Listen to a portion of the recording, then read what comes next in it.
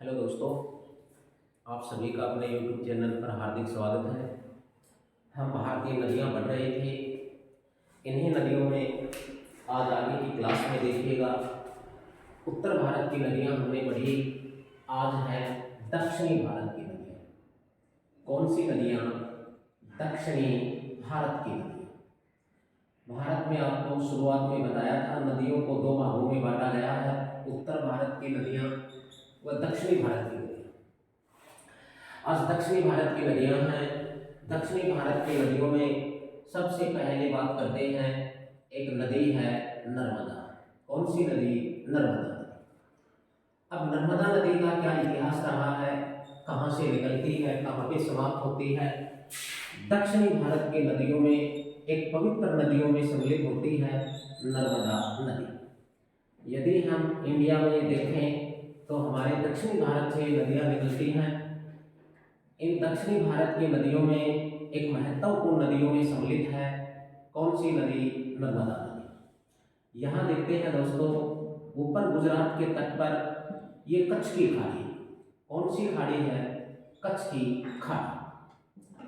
उसके बाद देखते हैं इसी अरब सागर में गुजरात के तट के ऊपर यहाँ भारत की दूसरी खाड़ी है। इस खाड़ी का नाम है खंबात की खाड़ी। कौन सी खाड़ी? खंबात की खाड़ी।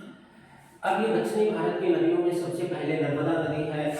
हमारे यह एक राज्य है, और ये राज्य कौन सा है बोलो? गुजरात। गुजरात के बाद यहाँ पर देखते हैं भारत का एक राज्य है महाराष्ट्र।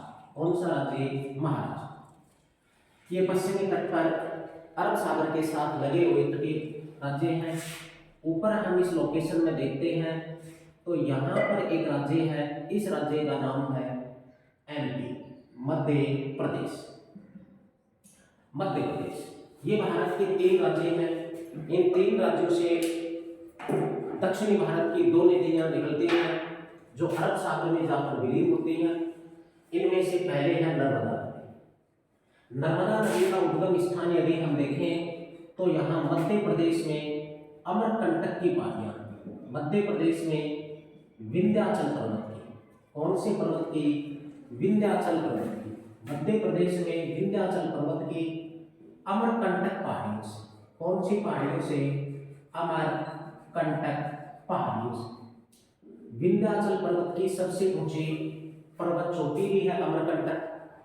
अमरकंटक से नर्मदा नदी निकलती है। नर्मदा नदी का उद्गम स्थान हो गया मध्य प्रदेश में। मध्य प्रदेश में बोलो अमरकंटक की पहाड़ी। किसकी पहाड़ी? अमरकंटक की पहाड़ी। अमरकंटक की पहाड़ी है ये विंध्याचल पर्वत की पहाड़ी। उसके बाद में देखते हैं दोस्तों, इसकी कुल लंबाई कितनी है? नर्मदा नदी की कुल लंबाई, नर्मदा नदी की कुल लंबाई 1312 किलोमीटर है। 13-12 किलोमीटर नर्मदा नदी की है कुल लंबाई। बताओ नर्मदा की कुल लंबाई कितनी हुई? 1312 किलोमीटर। नर्मदा मध्य प्रदेश से निकलकर ऐसे चलती हुई महाराष्ट्र राज्य में प्रवेश करती है। महाराष्ट्र के बाद ये नदी गुजरात में जाती है और गुजरात में जाकर खंबात की खाड़ी में विलीन हो जाती है। एमपी, उसके बाद महाराष्ट्र, महाराष्ट्र के बाद नर्मदा नदी पहुंचती है गुजरात, और गुजरात में जाकर यह समाप्त कहां पर होती है? खंबात की खाड़ी। गुजरात में अरब सागर के तट पर ऊपर कच्छ की खाड़ी है, नीचे खंबात की खाड़ी। इस खंबात की खाड़ी में विलीन होती है। तो देखिएगा नर्मदा नदी का अपवाह क्षेत्र, नर्मदा नदी का अपवाह क्षेत्र क्या है दोस्तों? नर्मदा नदी का अपवाह क्षेत्र हो गया एमपी, उसके बाद में है महाराष्ट्र, महाराष्ट्र के बाद तीसरा राज्य आता है गुजरात। नर्मदा नदी इन 4 राज्यों में बहती है। नर्मदा की सहायक नदियां यदि देखें हम तो नर्मदा की सहायक नदियां, नर्मदा की सहायक नदियां मुख्य रूप से होंगी तवा, हथनी, देव, हीरन। कौन सी नदियां? तवा, हथनी, देव, हीरन। ये नर्मदा नदी की सहायक नदियां हैं। बोलो नर्मदा नदी की सहायक नदियां कौन सी हैं? तवा, हथनी, देव, हिरण। ये नर्मदा की 4 सहायक मुख्य नदियों में सम्मिलित होती हैं। दक्षिणी भारत की नदियां हैं दोस्तों, दक्षिणी भारत की नदियां कहां से निकलती हैं? दक्षिणी भारत की जो नदियां हैं ये दोस्तों पठारी भागों से बहती हैं, और जब पठार में ऊपर से बहती हैं, देखिएगा ये धरातल है, धरातल के ऊपर एक पठार होता है, पठार ऊपर से समतल होता है। अब पठार के ऊपर और पठार हो जाता है, यहाँ से कोई नदी बहेगी और उसका संपूर्ण जल पठार में खड़ी कटाई होने की वजह से नीचे गिरेगा, इसे ही जलप्रपात कहा जाता है। ऐसे एक ही नदियां अनेक जलप्रपात बना सकती हैं। दक्षिणी भारत की नदियां पठारी भाग से बहने के कारण, क्योंकि पठार ऊपर से समतल होते हैं, खड़ी कटाई इनमें होने की वजह से दक्षिणी भारत की नदियां जलप्रपात बनाती हैं। क्या बनाती हैं? जलप्रपात। जलप्रपात किसे कहते हैं ये आपने देखा होगा दोस्तों। जलप्रपात जब नदी किसी पठारी भाग से बहती है और पूरी नदी का जल खड़ी कटाई के कारण नीचे गिरता है, उसे जलप्रपात कहते हैं। जलप्रपात है ये जल विद्युत के सस्ते स्रोत होते हैं, साथ में पर्यटक स्थल भी बन जाते हैं जलप्रपात। अब दक्षिणी भारत की नदियां हैं तो जलप्रपात बनाती हैं। यहाँ मध्य प्रदेश में इस नदी पर धुआंधार जलप्रपात है। कौन सा जलप्रपात है? धुआंधार। धुआंधार जलप्रपात मध्य प्रदेश में जबलपुर के पास, जबलपुर के पास नर्मदा नदी पर स्थित है, मध्य प्रदेश में। उसके बाद इस नदी पर एक मुख्य जलप्रपात महाराष्ट्र में आता है। महाराष्ट्र में इस पर जो जलप्रपात बना हुआ है वो है एन्ना जलप्रपात। एन्ना जलप्रपात, एन्ना जलप्रपात नर्मदा नदी के ऊपर बोलो कौन से राज्य में है? महाराष्ट्र में। तो ये नर्मदा नदी के ऊपर मुख्य दो जलप्रपात बने हुए हैं। एक जलप्रपात है दोस्तों धुआंधार, दूसरा जलप्रपात है एन्ना जलप्रपात। उसके बाद पुनासा, कपिलधारा, पुनासा, कपिलधारा इत्यादि कुछ जलप्रपात और भी हैं, लेकिन मुख्य जलप्रपात कौन से हैं? मुख्य जलप्रपात नर्मदा पर दो ही हैं, धुआंधार जलप्रपात और एन्ना जलप्रपात। एन्ना जलप्रपात बोलो कहाँ पे है? महाराष्ट्र में। धुआंधार जलप्रपात नर्मदा के ऊपर कहाँ पर है? जबलपुर के पास, एमपी में बना हुआ है। नर्मदा नदी के किनारे बसे हुए कुछ शहर भी हैं, जैसे यहाँ देखें तो मध्य प्रदेश का जबलपुर है, उसके बाद में गुजरात का भरूच। नर्मदा किनारे बसे शहरों की बात करें, किसके किनारे? नर्मदा किनारे, नर्मदा किनारे बसे शहर। दोस्तों नर्मदा किनारे बसे शहरों में मुख्य रूप से है, बोलो कौन सा शहर? जबलपुर। जबलपुर है ये एमपी का शहर है। दूसरा है भरूच, भरूच है ये गुजरात का शहर है। ये इसके ऊपर बने हुए हैं, बसे हुए शहर। यहाँ पर दोस्तों देखेंगे तो गुजरात में आकर नर्मदा नदी के ऊपर एक बांध बनाया गया है, एक परियोजना बनाई हुई है।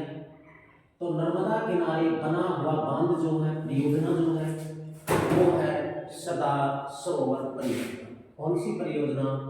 सरदार सरोवर परियोजना। सरदार सरोवर परियोजना दोस्तों कहाँ पे है? गुजरात में नर्मदा नदी पर बनी हुई है सरदार सरोवर परियोजना। सरदार सरोवर परियोजना, सरदार सरोवर परियोजना गुजरात में कहाँ पे है? गुजरात में। सरदार सरोवर परियोजना किस नदी के ऊपर है? बोलो नर्मदा नदी के किनारे बनी हुई भारत की एक प्रसिद्ध परियोजना है सरदार सरोवर परियोजना। सरदार सरोवर परियोजना है, इसे गुजरात की लाइफ लाइन, जीवन रेखा कहते हैं। गुजरात की जीवन रेखा, गुजरात की जीवन रेखा, गुजरात की जीवन रेखा लाइफ लाइन किसे कहा जाता है? सरदार सरोवर परियोजना को कहा जाता है। और यदि नदियां ऑप्शन हो तो गुजरात की जीवन रेखा नर्मदा नदी को भी कहा जाता है। गुजरात की जीवन रेखा किसे कहते हैं? इसमें यदि परियोजनाएं ऑप्शन है तो परियोजना होगी सरदार सरोवर परियोजना, नदियां ऑप्शन है तो नर्मदा नदी। नर्मदा नदी का उपनाम भी मान सकते हैं सरदार सरोवर परियोजना। नर्मदा का उपनाम भी हम मान सकते हैं गुजरात की जीवन रेखा। ये हम नर्मदा नदी दक्षिणी भारत की नदी की विशेषता थी। अब दोस्तों आगे चलते हैं। कुछ नदियां जो हैं अपने समाप्ति स्थान पर, कुछ नदियां हैं वो अपने समाप्ति स्थान पर क्या करते हैं? मिट्टी का निक्षेप करते हैं।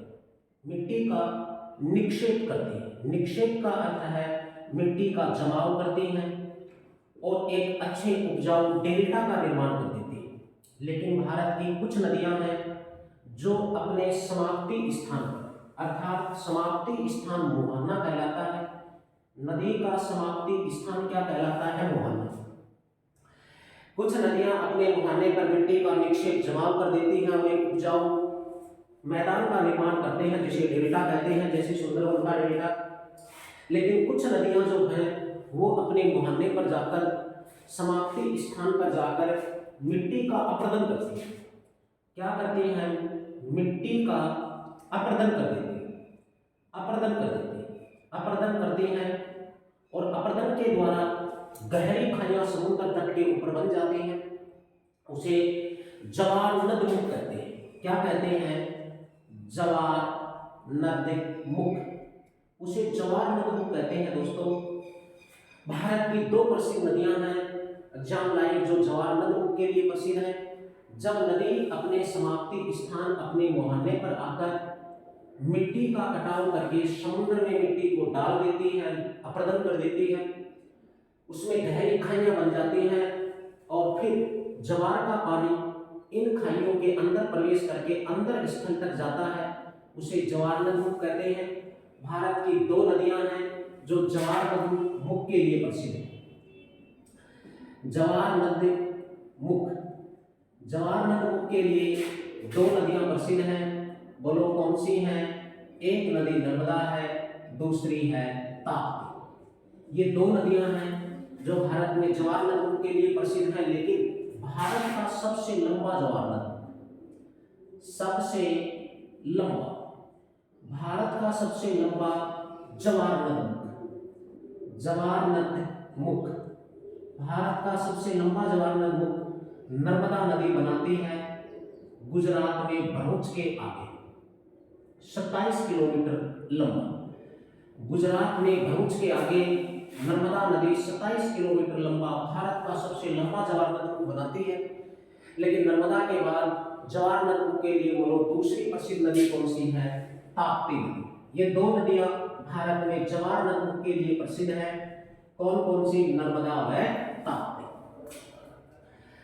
ये दोस्तों नर्मदा नदी का एग्जाम लायक मुख्य विशेषताएं थी।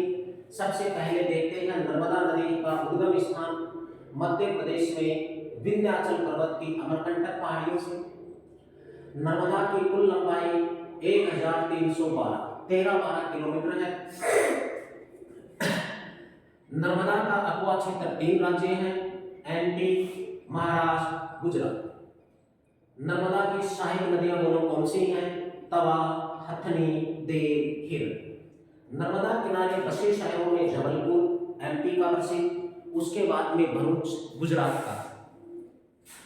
नर्मदा के किनारे एक परियोजना बनाई गई है जिसका नाम है सरदार सरोवर परियोजना। सरदार सरोवर परियोजना गुजरात में नर्मदा नदी के ऊपर है। सरदार सरोवर परियोजना को या नर्मदा नदी गुजरात की जीवन रेखा कहा जाता है। सरदार वल्लभ भाई पटेल की स्मृति में इस परियोजना का नाम सरदार सरोवर परियोजना रखा है। सरदार वल्लभ भाई पटेल के उपनाम क्या हैं? सरदार वल्लभ भाई पटेल के उपनाम है भारत का बिस्मार्क। क्या? भारत का बिस्मार्क। साथ में इन्हीं का दूसरा नाम है भारत लौह पुरुष, भारत का लौह पुरुष वह भारत का विस्मारक। बोलो भारत के किस महापुरुष को कहा जाता है? सरदार वल्लभ भाई पटेल को कहा जाता है। भारत के प्रथम होम मिनिस्टर भी थे सरदार वल्लभ भाई पटेल, तो भारत के प्रथम उप प्रधानमंत्री भी बने थे सरदार वल्लभ भाई पटेल। रियासती विभाग के अध्यक्ष भी थे सरदार वल्लभ भाई पटेल।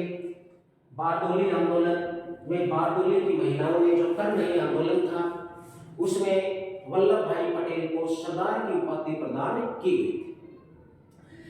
नर्मदा जलप्रपात भी बनाती है, धुआंधार जलप्रपात नर्मदा के ऊपर जबलपुर में एमपी में है। दूसरा प्रसिद्ध जलप्रपात एन्ना जलप्रपात महाराष्ट्र में है। अन्य छोटे जलप्रपात पुनासा, कबीरधारा जलप्रपात। मुख्य बात याद रखेंगे, नर्मदा और ताप्ती भारत में जवार नदमुख के लिए प्रसिद्ध नदियां हैं, लेकिन भारत का सबसे लंबा जवार नदमुख नर्मदा नदी बनाती है गुजरात में भरूच के आगे 27 किलोमीटर। अब नर्मदा के बाद में अगर दूसरी नदी हम यहाँ पर देखते हैं तो नर्मदा के नीचे यही अक्वा क्षेत्र यही रहेगा।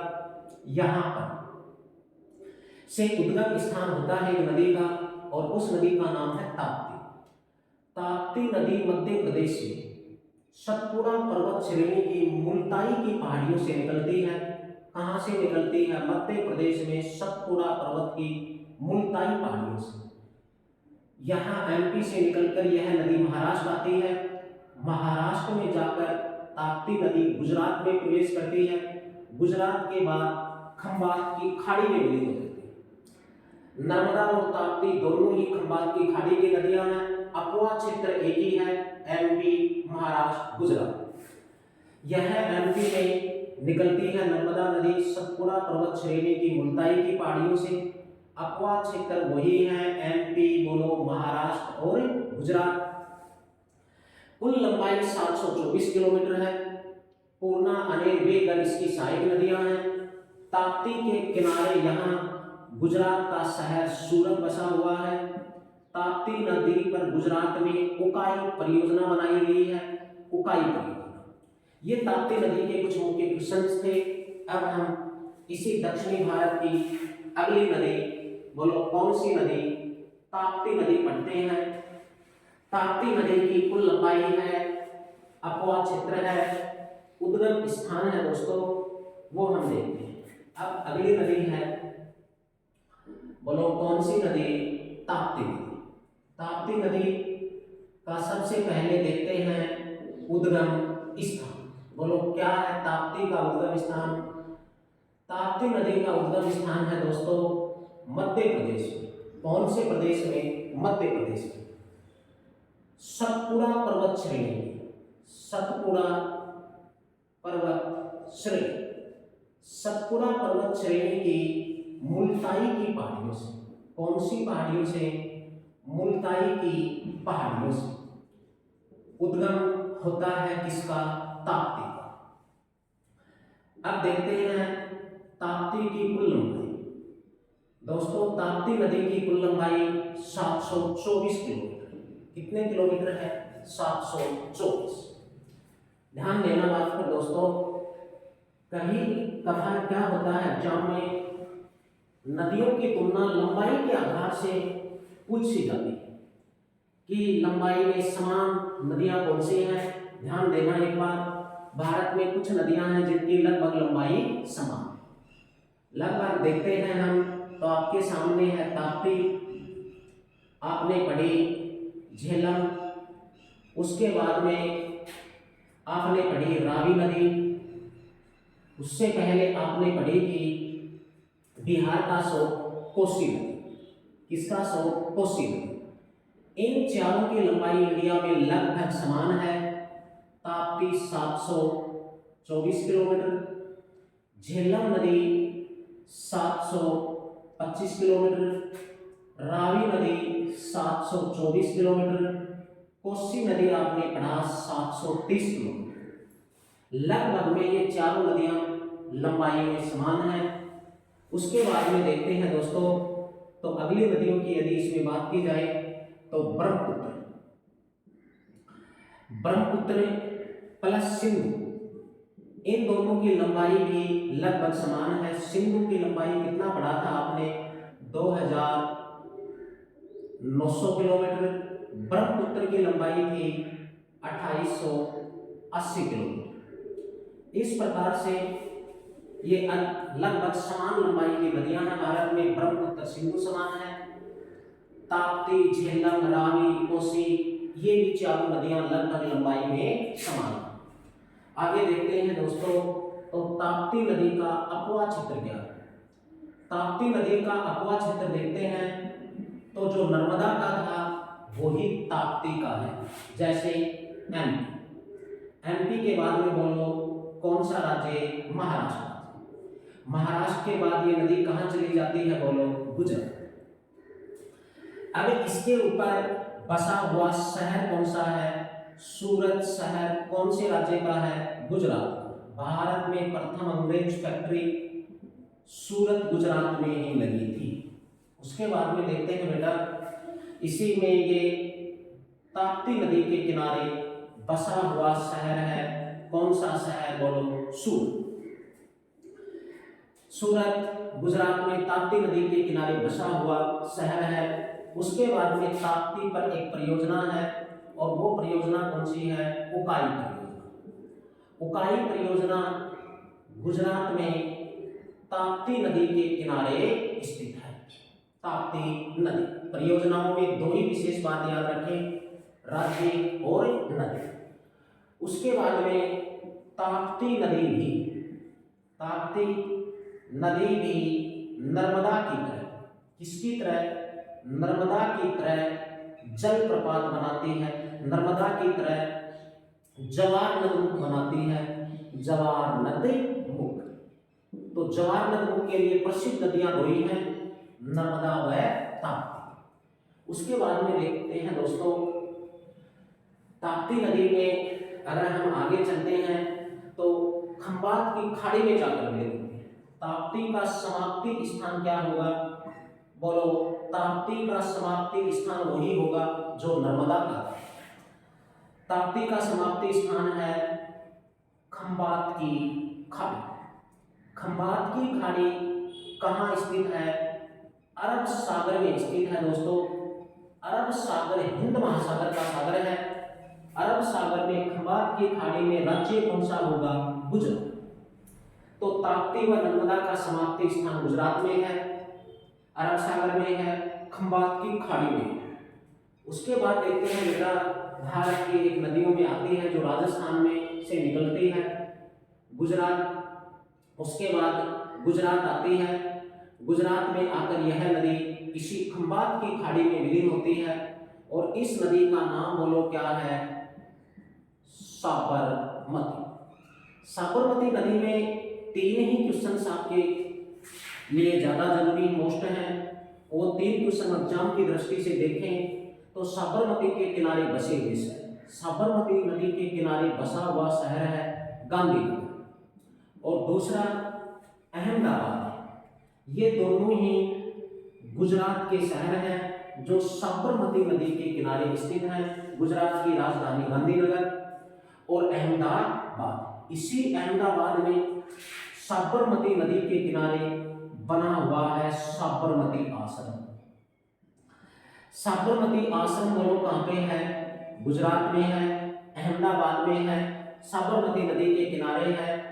किसने बनाया था, महात्मा गांधी, राष्ट्रपिता महात्मा गांधी ने साबरमती आश्रम की स्थापना की थी इसी अहमदाबाद में साबरमती नदी के किनारे, जिसका प्रारंभिक नाम सत्याग्रह आश्रम होता था।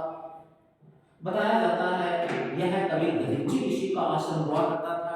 इसी के किनारे या स्थान पर साबरमती आश्रम की स्थापना की गई। ये भारत की दो नदियां और उसके बाद में साबरमती के ऊपर जो क्वेश्चंस बनते हैं वो यही है सबसे मोस्ट। गांधीनगर किस नदी के किनारे है, अहमदाबाद किस नदी के किनारे है। फिर एग्जाम में आता है साबरमती का समाप्ति स्थान, किसका, साबरमती का समाप्ति स्थान। साबरमती नदी भी खंबात की खाड़ी में विलीन होती है। कहाँ विलीन होती है, खंबात की खाड़ी।